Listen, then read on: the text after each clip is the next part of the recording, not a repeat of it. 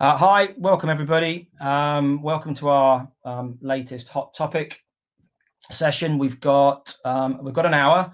We've got a really good hour with Aidy Boothroyd, who is the head coach of the England under-21s team. And the session's initial title was Reflections on the Senior Game, the Senior Professional Men's Game. But what we're going to get the insight, information, experience, knowledge of from Aidy for the next hour is on his management and managing across all four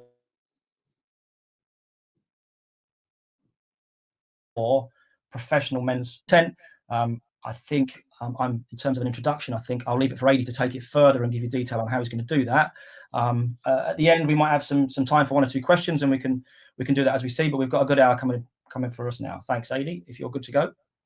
I am, Phil. Thanks very much. Appreciate that. Okay, so managing across the four leagues. Why would we do that? Well, hopefully you can get something out of today.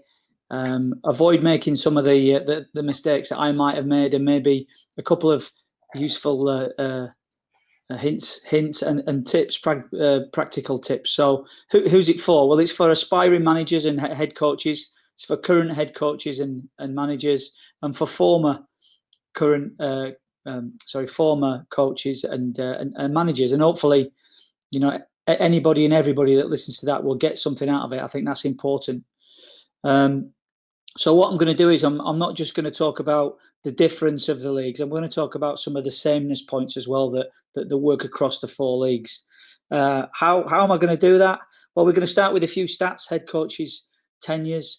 We're going to look at snakes and ladders and my career so far, and some of the positives and some of the not so goods that have happened in the 20 odd years. We're going to move on to the Kolb learning cycle, which is a little bit of theory about how we learn and how we then gain experience and reflect. What the role of a head coach and manager is, and that'll be different depending on the club that you're at and the size of the club. But to be able to differentiate and ask yourself what's important now as we're going along. We'll dip into the 80-20 rule. We'll talk about Pareto's law, about prioritizing time and people, and who the key stakeholders are, players, staff, media, and your boss, whatever role he might be playing. And then we'll just finish off with practical advice, tips, a little tip sheet for working in the professional game. So in summary, there'll be some stats, there'll be a bit of theory, not too much. I'm a noddy and big ears man. Plenty of practical, some planning, some contingency planning, some leadership, some management, some prioritizing, and even a little bit of an Antarctic explorer as we're going along. So if you could kick it off. This picture was taken at the FA Cup semi-final to 2007. In terms of mentors and mentees, there's no better one than this guy here. And he said to me once, was quoted, "Work as if you're going to be in the job for life, but be prepared that tomorrow may be your last day." And that's how we've got to think. So it is a skill and a mindset, I think, to be able to work like that. But that's what's needed to survive and thrive. You have my utmost respect if you are a current manager, if you are a manager that's aspiring to be a top coach, or if you're a former manager, you have my total respect. You look at the tenure of the average manager's work in the Premier League, it's 2.7 years, Championship 1.35, 1.2 League One, 1.46 in League Two. So you're going into a minefield, and that in itself deserves a huge amount of respect for going into the industry. So snakes and ladders, this has been used before. I'm going to use it just to talk through my career, my journey so far. So up along the top are the leagues that I've worked in. Along the bottom there is the time, if you like. So from 2000 to 2018, and in the middle, if we just start, I got my opportunity at Watford. Spent 2.5 years at Watford. Managed to get the team as a 34-year-old into the Premier League. Weren't good enough to stay there, and then found myself out of work for a spell. Which was a good time of reflection. Got an opportunity at Colchester United, and I really enjoyed my time there, but managed to bounce back quite quickly into the Championship with Coventry City. And then after 10 months, found myself out of work and then back in work at Northampton Town. So very quickly, although it didn't seem it at the time, that 8-month and that 10-month layoff were opportunities to grow. And then within 2 weeks of leaving Northampton, I got the opportunity to work for the England development teams, which has been a fantastic experience so far, and one that I've really enjoyed working with the 19s, 20s, and currently working with the 21s. Now, as you just look at all those clubs, they're all very different. And what I've tried to do is just to cover across a couple of things. So you imagine a pre-season with Watford. We were training 3 times a day. We went out to Bavaria for 10 days. We had physio support, physical performance support, more coaches than the majority. And then comparing it to a Northampton, where you're going in 2 hours early to switch the water on so that you can water the pitch for pre-season, get there 2 hours before the lads get there. You know, it's a marked difference when you think about even pre-season. It does change. Travel, when we're in the Premier League, we travel by private jet. In the lower leagues, there'd be a situation where you'd have to almost negotiate with the chairman or the owner or the key stakeholder about getting an overnight to Torquay, because money is tight and it works on a week-to-week basis, really, in a lot of clubs. In terms of recruitment, again, you might have a data scientist, you might have a team of scouts or talent identification people that you're looking to work with in the Premier League or the Championship, the top of the Championship. And again, that might just be one man, and it may be one man within your staff that is organised and asked to do that. That's part of his role as an assistant or as a coach. So they're just a couple of things that as you're going along. And I have to say, I've been fortunate to work for some brilliant chairmen and sporting directors of football, which we're going to come and talk on a minute. But every single chairman that I've had, I look back on it now with fondness that, sometimes it didn't go so well, but I think it's important that you take a positive out of every situation, good and bad.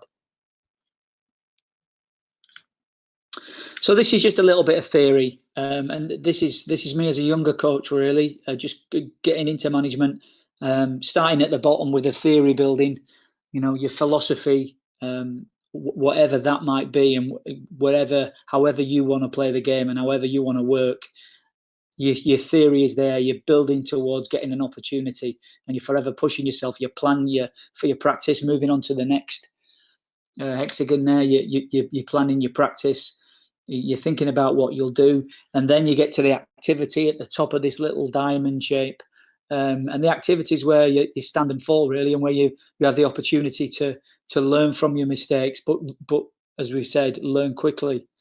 And then I think the most important thing is that a lot of people get experience, but they can't put the meaning to that experience, and this is where reflection and your debriefing is so important, because you should be forever moving in and out of all of these hexagons, these diamonds, this diamond shape, thinking about what you've done well, what you've done not so good, what you might do differently next time. And that might be whether you're in work, out of work, or whether you just bang smack in the middle of a season and you need a bit of time to reflect on where it is that you're at against your objectives for that particular season. So what is the role of a manager and a head coach across the leagues? Well, it's different, and as you'll see in a moment, as we just go on to the next slide. I worked out there's about 85 to 90 people that whose paths you may cross depending on the level that you're working at, and that is an awful lot of people to work with and to organise, to manage and to lead. So I've broke it down a little bit. So the first bit is about the people around you, the networks around you, your family and friends, your personal stuff. You become a mentor, but you're also a mentee. You may have your personal advisors, you may have a support network around you, but this is purely people probably away from the club. As we move on to the next one, you can see this is all the guys that people that you may work with. It may be an owner, it may be an investor, it might be a chairman, it might be key directors. If particularly in the lower leagues, when it's a small group of people that are running the club and have been there for a long time. If you're at a bigger club and you're in the Premier League, it may be a head of finance that you report into. It may be different club officials. There will certainly be more people, and it's important to get across all of those people. Moving on to your next one is probably your key staff, if you like, and players and players' families.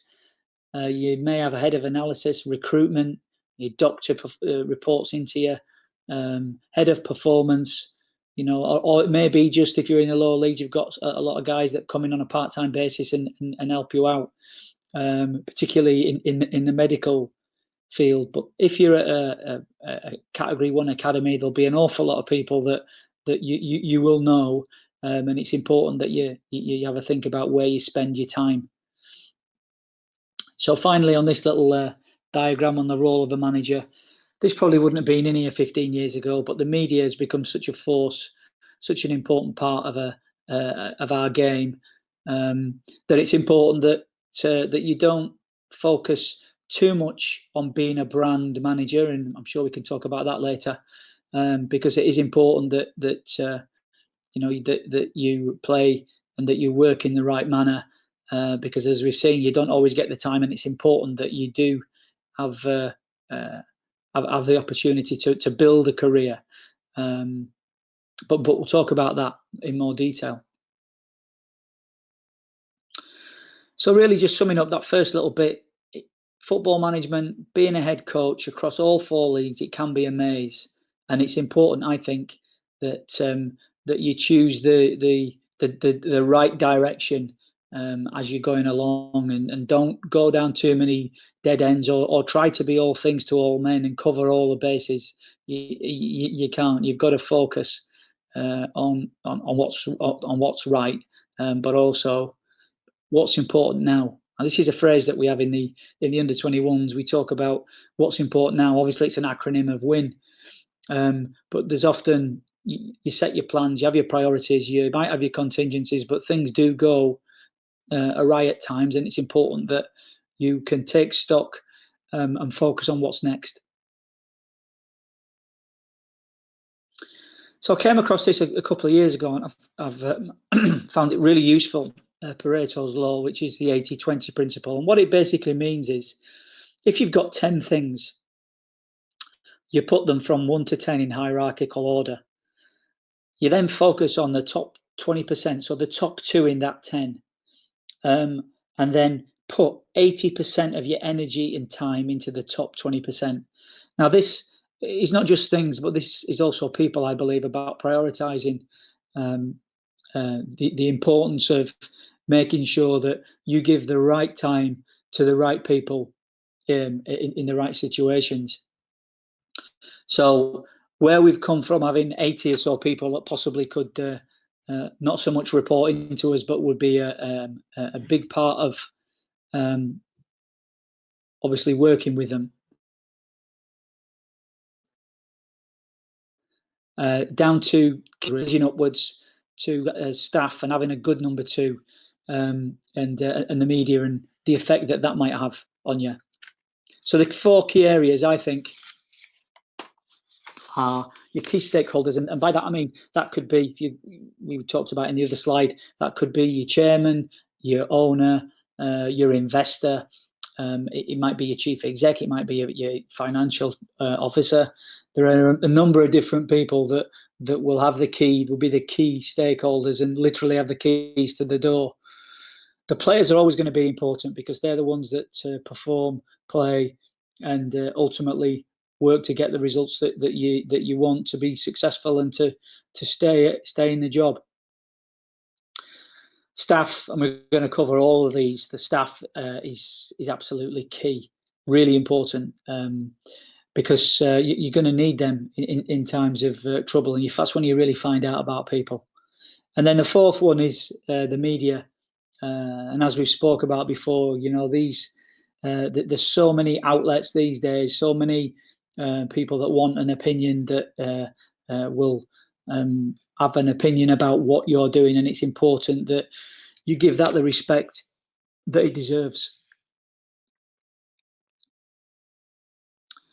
So key stakeholders, I just want to run through a couple of things that I think are really important. All these guys will have been successful in a former business life. Winning isn't enough. It's important to win well. I remember Howard Wilkinson doing an interview once, and this team was winning on a regular basis at Leeds, and a reporter asked him about entertainment because they hadn't played particularly well that day. And Howard said, "It's if you want entertainment, go to the theatre."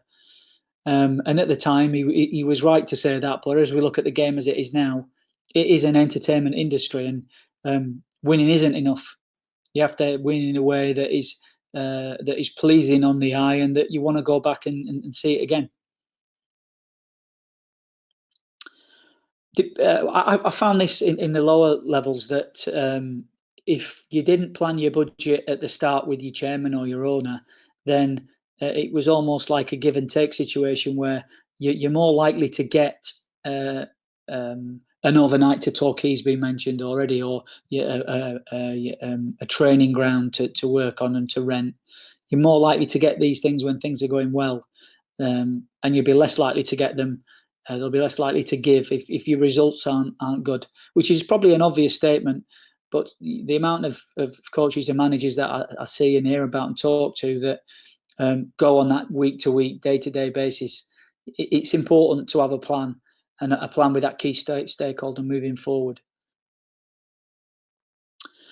They will have an opinion, and they will have favourites and villains in your team, and it's important that you are very clear in your philosophy of how you want to play, of what you want your staff to do, and that relationship that you've got with that key stakeholder is really important. So you can have open and honest conversations, but be prepared to be challenged, because that is the way that the world works.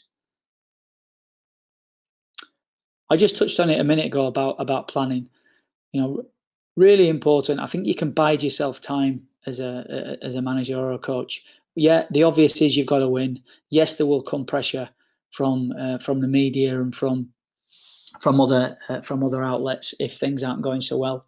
But if you've got a relationship and you've got a plan with that key stakeholder, then you can give yourself a bit of time, which might mean a couple of your best players get fit, because you've got a couple of weeks almost in the bank with the key stakeholder, that you have a relationship with them where you know what you're doing and they know that they're part of that.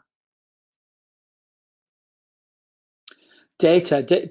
Owners want to discuss data, and they will have so many options. I know there's a couple of clubs that have a model around data, and very successful clubs. But it's important that you understand the language of data, and that you can forage within those numbers, and you can find out what's important, the what's important now acronym.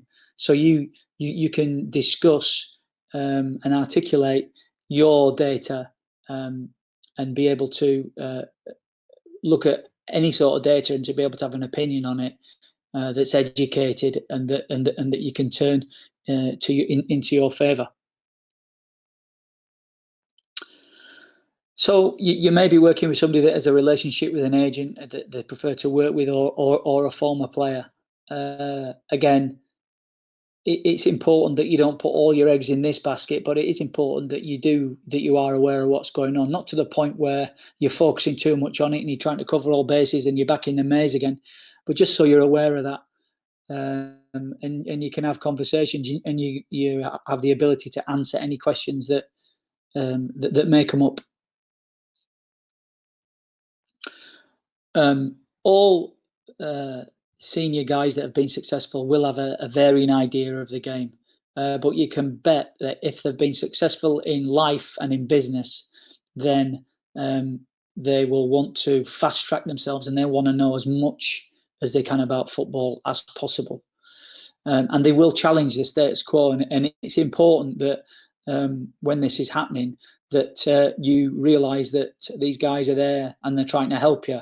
They're trying to give you your advice. And sometimes that might not be what you want to hear, but it's important that you do give time because these guys have been successful. So, so why wouldn't you? And that just follows on, really. There'll be a student of football. They'll watch Match of the Day and Monday Night Football, and they'll be into Cara and Gary, and they'll have they'll have an opinion about what they've seen. And again, as I said before, that is important that you respect that as a coach. You respect their position within the club. I found this at a couple of clubs, and thankfully they were all very, very positive. Where I was very lucky that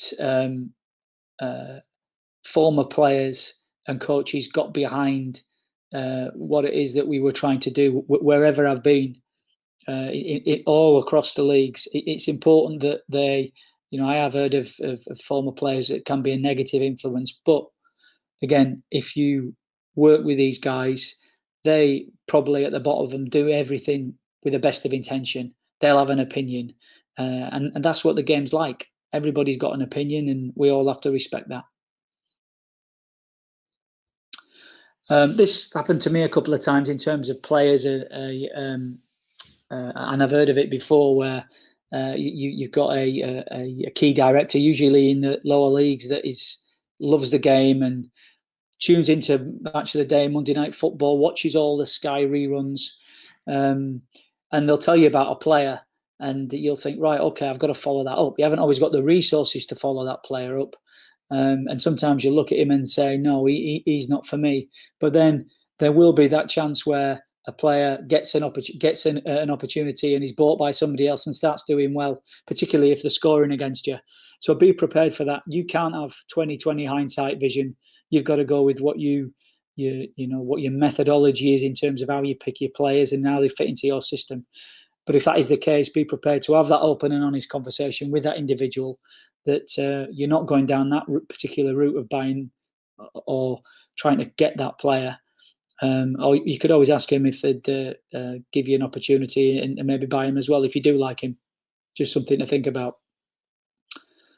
I think the boardrooms at the top end of the game are multicultural places. I think we have to be very respectful of that,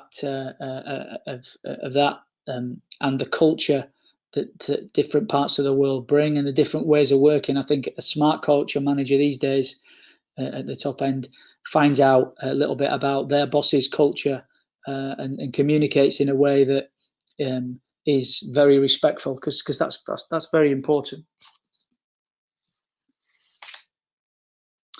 So the next group of people that we're prioritising, that we want to make sure across all the leagues, are players. Really important. I've been very fortunate to have some really good players, some players that have maximised themselves, and one or two that haven't. But if you just look at this diagram, we've gone England under 20s all the way up to full international. Now, players will find their level, but it's important that those players, particularly if they're younger players, but I guess developing as you're going along anyway, it's important to want to be better. And if you look across the bottom, the social, technical, tactical, physical, psychological, and emotional qualities of every player will differ, and there will be strengths and there'll be weaknesses in those situations. There are no perfect players, just like there are no perfect coaches.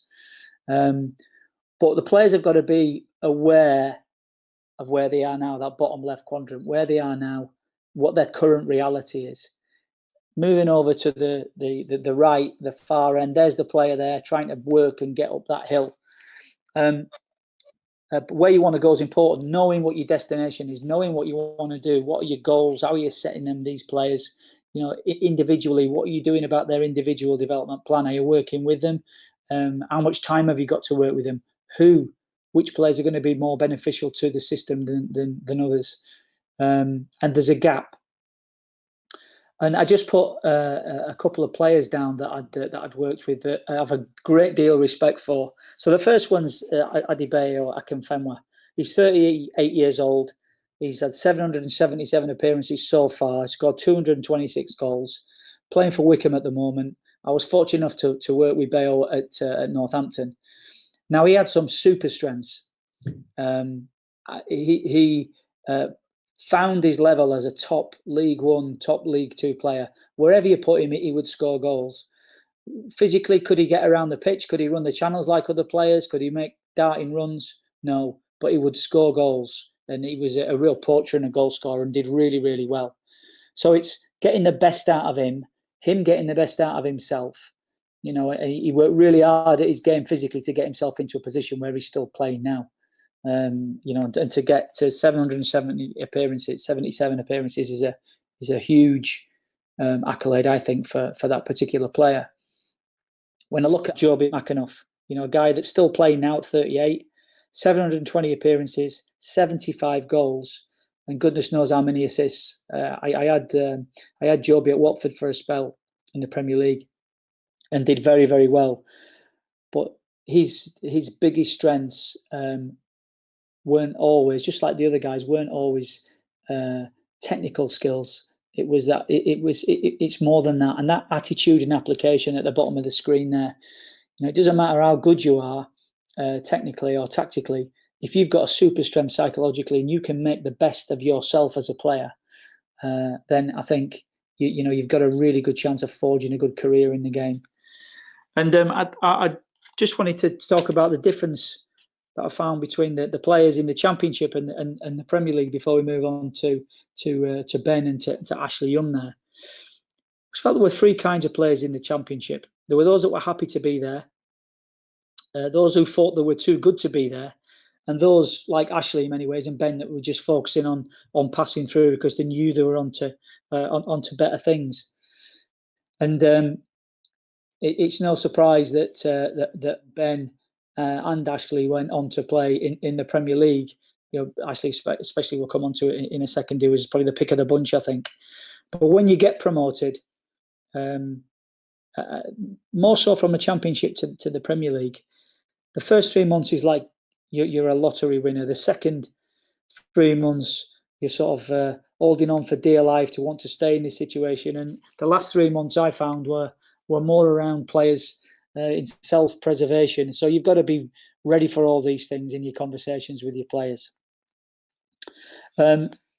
Just moving on to Ben, made the most out of the talent that he had. 8 England caps, 477 appearances, 355 in the Prem, and 88 clean sheets.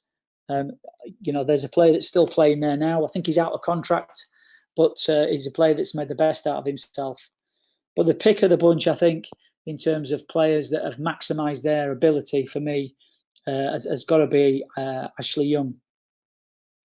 So Ashley is tail of the tape. England, 10 under-21 caps, 39 full caps, 7 goals. He forged a career, started with me at Watford, went to Aston Villa, Man United, and then he's playing currently for Inter Milan. 568 appearances and 80 goals.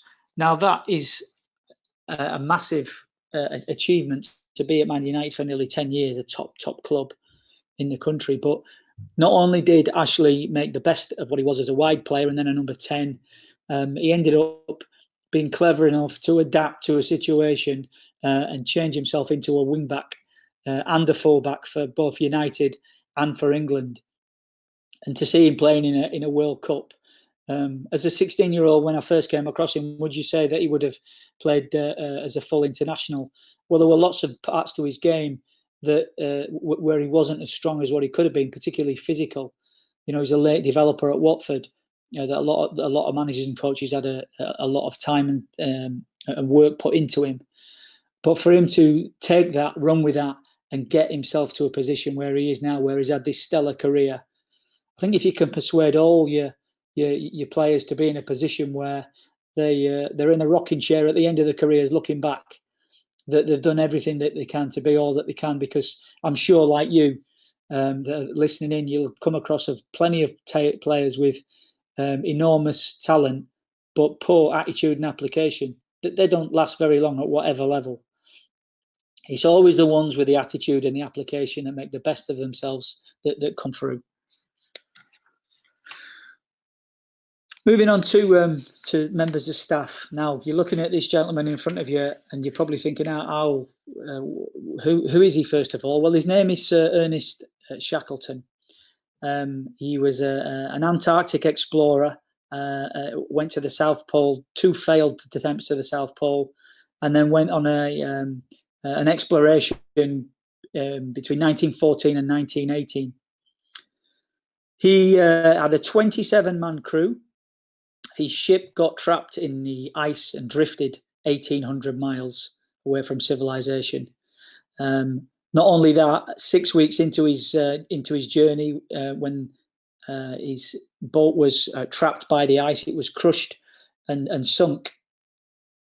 He had to take 3 lifeboats and provisions and walk across the ice floe until he could find water to get these 3 lifeboats going and support and save his crew. So they unloaded the 3 lifeboats and rowed to the closest part of civilization, a place called Elephant Island, which was 1,200 miles from civilization. They got to Elephant Island. 2 of the boats couldn't go any further, so the crew huddled underneath these boats. And Shackleton then took 5 of his men and went a further 600 miles to South Georgia to a whaling station. Then got some help, turned right around, went straight back to Elephant Island and rescued all his crew. So I guess you're probably thinking, well, why is he telling us that? Why is that important? Well, part of his book, which is called South, he talks about the importance of camaraderie, the importance of having a really good number 2. His number 2 was a gentleman called Captain Jack Wild, and he took a lot of pressure off the boss, if you like. And I think when things aren't going so well for you, whether you're a former, current, or aspiring manager, it's important that we learn lessons from Sir Ernest, because your ship at some point or other is going to flow and travel very well, but you may have thunderbolts, you may have problems. Your ship will sink at some point, and it's important that you've got people around you that that can not only add to your staff. And I was always very big on this, getting a good staff, but picking a really good number 2. And there's some of the staff that I've been fortunate enough to work with. Just looking at Watford, Championship and Premier League, Keith Birkinshaw, Dave Hockaday, Dick Bay, who's Academy Director for a spell, Martin Hunter, who worked there, Sean Dyche, Mark Warburton took over as Academy Director for a spell, Malky Mackay and Martin Pert there, who's now working at Manchester United. So we had a real think tank at Watford, some outstanding people, but we would look to recruit, or I would look to recruit, to get people that were not only good, but would push everybody else and accept, and not accept being mediocre to push.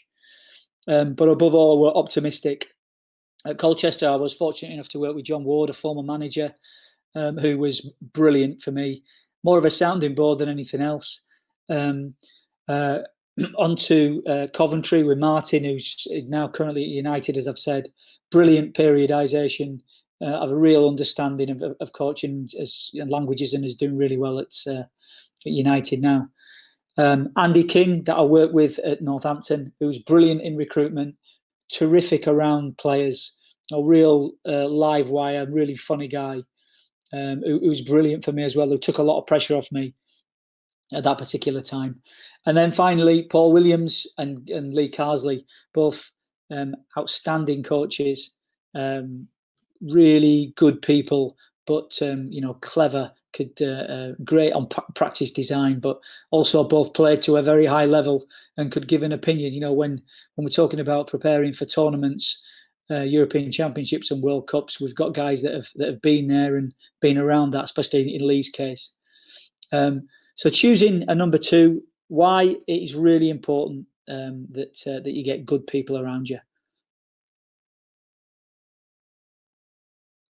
The media.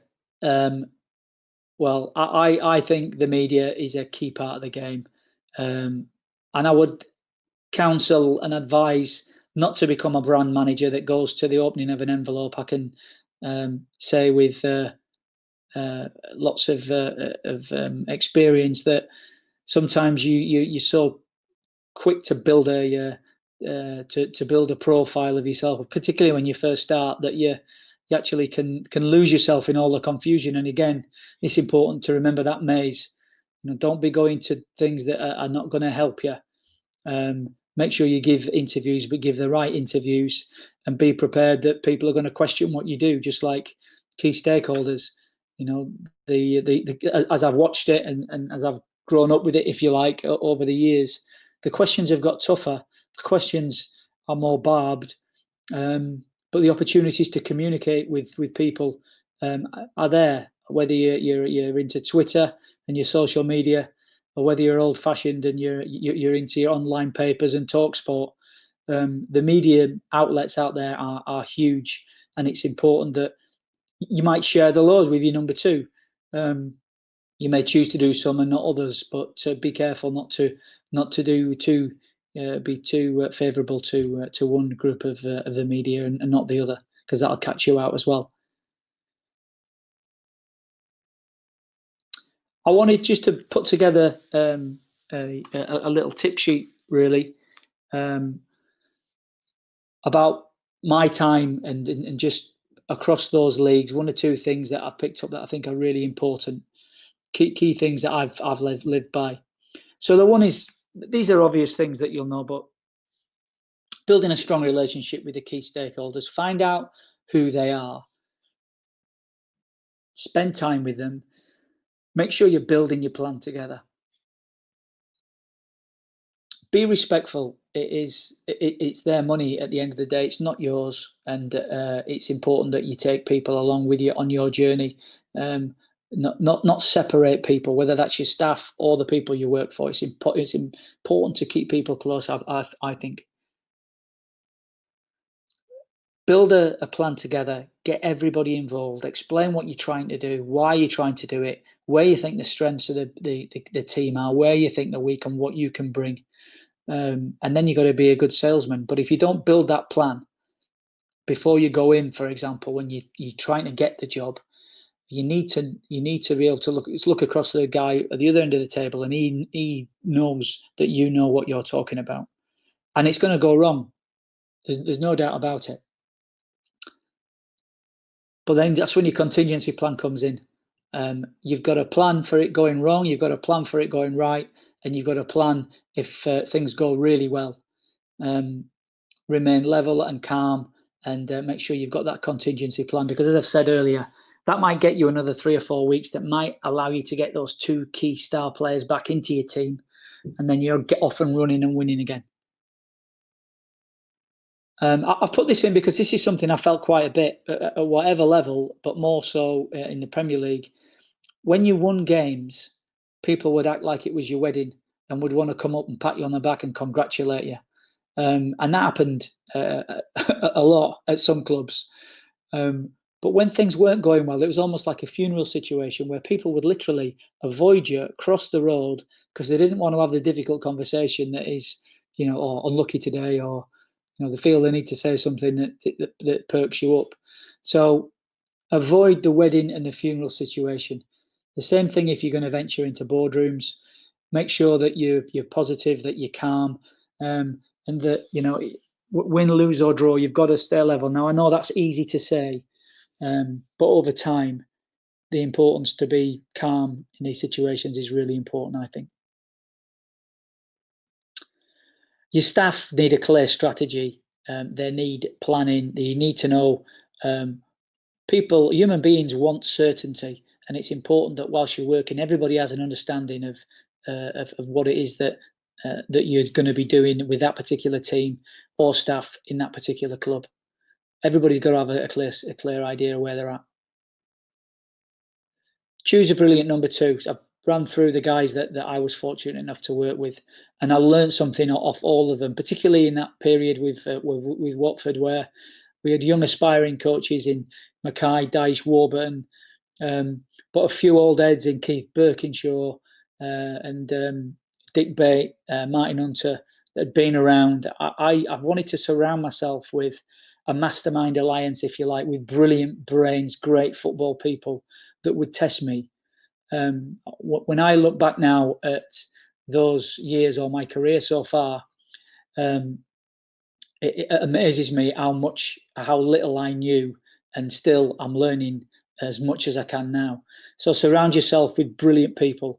Get yourself a number two that can take pressure off you, understands you, and is an optimistic soul and has got good camaraderie. Because when things go not so good, it's important that you've got good people on your side that maintain a level playing field, literally. When people come to work with you, it's important that they're going to develop, just like I showed you on the diagram before about the players, almost having individual development programs to get to be the best they want to be and have those stellar careers and getting the best out of themselves. I think it's the same for coaches and analysts and whoever's on your staff. Now, people might think, well, you're sort of contradicting yourself a little bit here, because you're saying you've got to limit the people that you speak to, and in the maze analogy, if you like. But I think having a people development and being inclusive of all staff is really important, just to find out about people, what's going on in their lives. Shows that you have an interest and a care about people, and that you want people to be the best that they can be. And what you find is, or what I've found, is that those people that you work with, it has a take it forward, if you like. Somebody grows and then the next person grows. It creates a sort of a place where people want to get better. People are expected to get better, and there's a focus on them individually.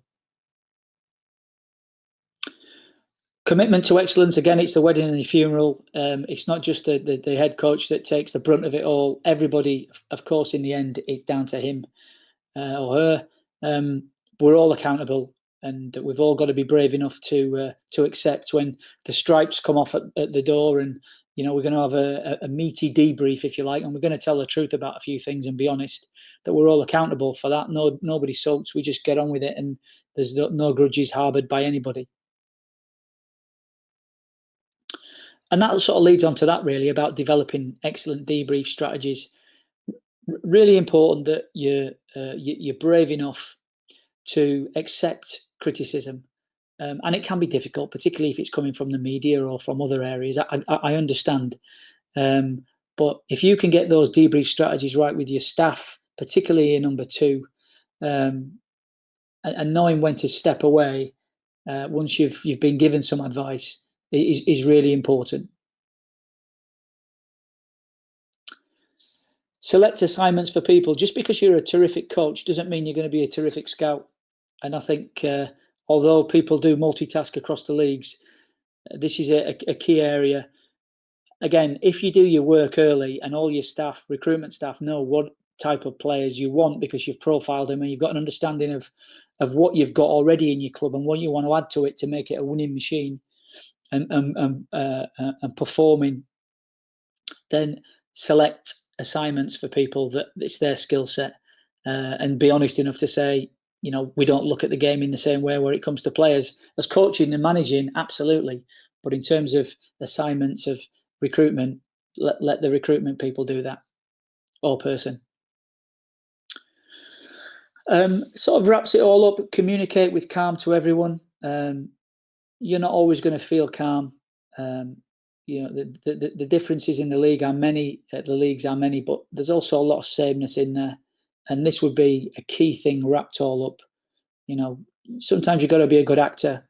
You might not feel very calm, but you've got to be calm, because the staff and the supporters and all those people in that original head coach's guide, all those people are looking to you and seeing how you react. And sometimes, particularly with players, you'll walk into a room and they'll want to know how to feel. They'll be taking their guide off you, or your number two, or your staff. So it's important that everybody knows that it's important to be calm, no matter what the provocation, no matter what the chaos. And finally, always keep your emotions in check, no matter what the provocation. So that just shows you I'm a bit of a hypocrite there. That was me standing my ground after a decision, and Jose and the Chelsea staff at the time were up in arms, and so were me and my team. So no matter what the provocation, keep a cool head, and it should stand you in good stead. So practical advice, final slide. I said at the top of the webinar, I'm not a big theoretical person, not Ian Big Ears. I'm very practical, but I do think these are key things that I've found along the way that have helped me. So starting with the first one, in terms of reflection, catch the moment. It's important, although you probably can't think of anything worse when you're driving home, but you could get a dictaphone from a game. Or keep a journal, or have a notebook. I found it really useful, particularly when you're in your car and you listen to a podcast. Used to call them the universities of the car. Getting good things into your brain and finding out about people and leadership and management, but also catching what's happened that day. What you do. I used to do this on the way back from Leeds. Was fortunate enough to given a chance by Kevin Blackwell at Leeds. And I have to say it was one of probably the best parts of my career, really, in terms of growth, because I was put under pressure. The players that I was working with were better players than I was a coach. But I learned so much on those drives up to Thorpe Arch, as well as driving away from Thorpe Arch, about myself, really. In terms of planning, make a list every day before you start your day. Know what you're doing, tick it off. Because you are going to get those phone calls, you are going to get those thunderbolts. But if you can keep a list of what's important and make sure you get through it every day, then that's an important bit.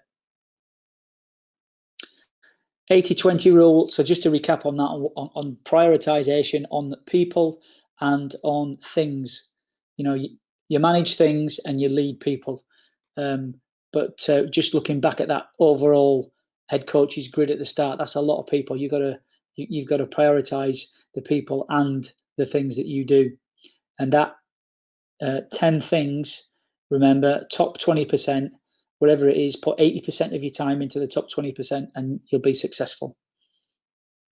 And finally, time management, not my not my biggest strength.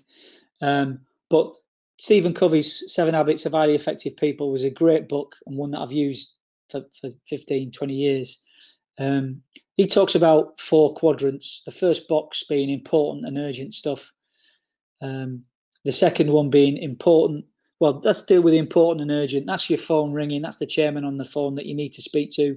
That's maybe a family situation that you need to speak to your wife or somebody else. I don't know. The important but urgent is probably other people's priorities. So try and stay out of that trap. The not important and urgent categories, well, again, they're probably other people's priorities that might not be yours. And neither urgent or important, well, you can work that one out for yourself, but why on earth you'd spend time in those, I'm not sure.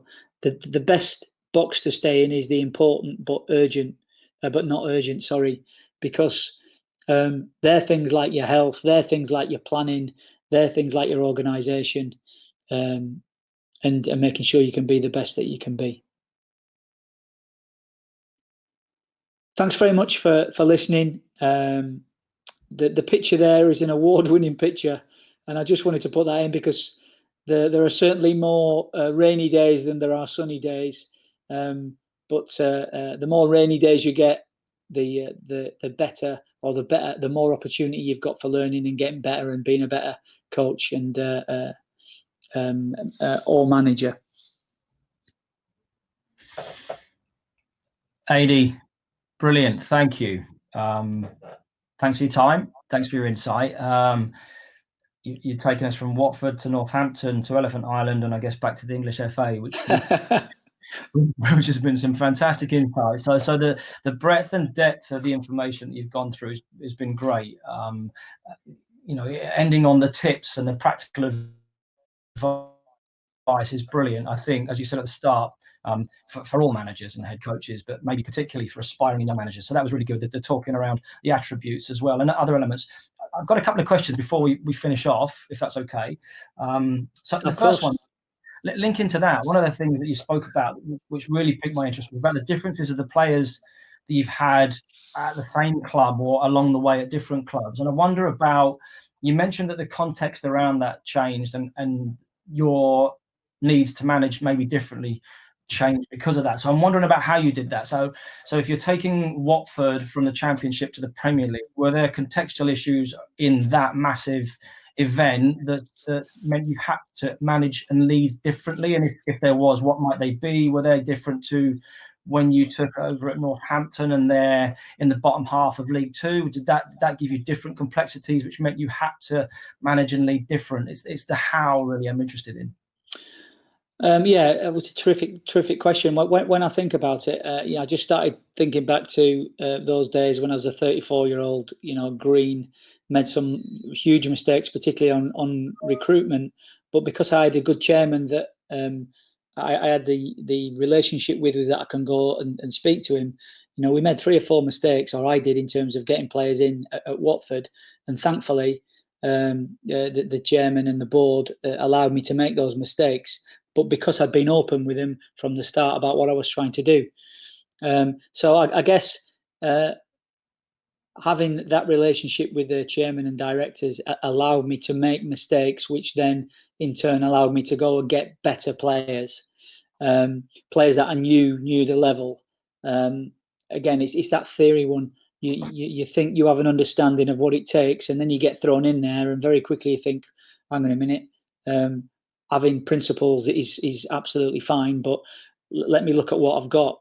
So that was a key lesson for me, really, making sure that you have a good look at what you've got on your staff, players-wise, and then realising what you need to get, and then communicating that effectively. So that was what we did at Watford, and we're allowed to bring in the likes of Foster on loan, Matthew Spring, Malky Mackay, Clark Carlisle, and then develop the players that were in there, which were Doyley, Stewart, Ashley Young, Marlon King was another one that we brought in. So getting that right and having that relationship was good. As far as what was the difference at Northampton, I would have to say that again, when I went in there, we were bottom of the league, and it was a real tough time, and there's a lot of pressure on. Because the club was going to go into administration. If we went down, it was going to have all kinds of problems. So it was a different, one was going into management in the Championship / Premier League, and the other one was survival, pretty much. And again, I looked, the players were probably, because I'd done okay and got promoted at Watford, it was probably a little bit easier to work with those players because there was a respect there immediately. Because of where I'd come from. Whereas going in at Watford, I think it was I was talking to people about football that were older than me and had more experiences than me. So I had to be a bit more of an actor, if you like, going into the Watford job than what I did Northampton. Northampton was a lot easier because although the pressure was on, I knew what it is that we needed to do. And again, that was an overhaul. But there was less wreckage this time because I had a better understanding, having had a few years' experience under my belt, what needed to be done. Yeah, right. Thanks. And part of that at the start, I think it speaks to what you mentioned in the tips at the end that you gave around building really strong key stakeholder relationships to start with, having a plan B, so that when the bumps in the road come, because they inevitably will, you've got a better place to deal with them, I guess. Yeah. And another question I've got, and when we spoke previously, I did ask you this, but I'm interested to get your thoughts on it. So, I mean, looking at that picture there, one of the comments you made in the presentation was, "Your ship will sink at some point." Yeah, I loved it, because it will, won't it? We're going to hit bumps in the road. We're going to get rejection and adversity. And I asked you this yesterday, but give us your thoughts on it. So I have a thought on it. So do you think that the scar tissue you pick up along the way through those bumps, that helps you? Does it give you some ammunition, do you think? So what are your thoughts around that? Well, I think when I came out of one of my jobs, I was quite bitter for a long spell. But I think age softens you, and that reflective period. I've been fortunate to have three really brilliant learning spells. One was at Watford when we got promotion and relegation, where I was thrown in at the deep end and managed to swim. Um, the second period of learning was, I'd have to say, when I was on the touch lines as a youth team coach at Peterborough and at Norwich and West Brom, learning my trade, getting things wrong, but not having a camera in my face like you do see with a lot of the top players these days that go into management. So I was allowed to make mistakes. 5 years on windy touch lines made me a better coach. And probably, I mentioned Watford already, but probably in terms of scar tissue, coming out of Northampton and then having 6 years, I am now at the FA. I've worked with the 19s, 20s, 21s. Has been a brilliant period of learning, just like it was for me at Watford, just like it was for me on the touchlines as a youth team coach. But that scar tissue tends to go away once you take the emotion out of the situation. And for me, to be working with the best players in the country and the world, to be able to go to World Cups and European Championships, to be able to pit your wits against the best coaches in Europe and in the world, and watch the senior team doing the same thing and be closely linked with them, has been huge. And the reason I say those three key periods in my life, professional life, have helped me is because as a young man, I think, as a younger man, I wanted to fight the world a little bit. I wanted to, so desperate to put my stamp on it, and fear, I guess, in many ways of failure. But as I look back on it now, I said at the start, of all the owners, chief execs, financial operating officers, all the different people I've worked with, I actually think I've got something from each individual, and also what I would do the same and what I would do differently. So I'm without scar tissue at the minute. I'm feeling good. I'm enjoying what I'm doing, and I'm prepared for anything that comes along. Brilliant. Well, I've got one last quick one then. So I did have in mind for you to ask you the question: what would you tell the 34-year-old Aidy Boothroyd taking over his first job as a manager? But I think you've sort of covered some of that in the presentation as a whole, but also at the end with the tips.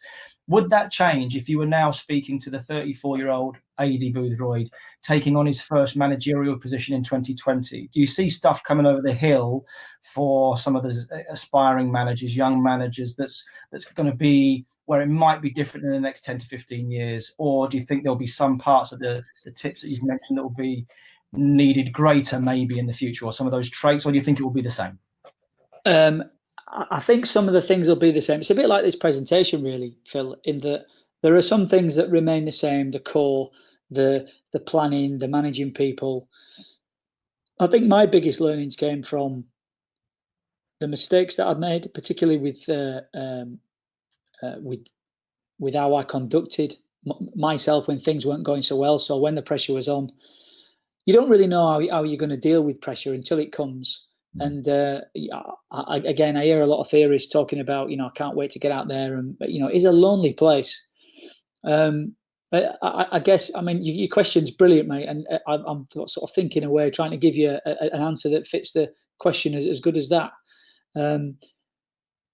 I think I've been able to make a lot of mistakes, but do one or two good things as well. And I guess the only thing I would say is, when you're ready to leave a place, and the sun sets on your job and you know you're going, I think it's important not to burn bridges. It's important to be reflective and honest and understand, this will be my biggest conversation to myself, because these things do change. The game has changed and you've got to adapt to that and not take things personally, because it isn't. Yeah. Look, I think the only thing left now for me to do would be to thank you again, Aidy. Brilliant. As I said earlier, genuinely, I think the breadth and depth of the insight, the knowledge, the experience that you've spoken about for the last hour or so now has been great, has been large, has been really good. So thank you for your experience. Thank you for your time. I think really useful, really insightful. So I appreciate that. Thanks very much. My pleasure. Thanks for having me on, Phil. All right. Cheers. Thanks a lot.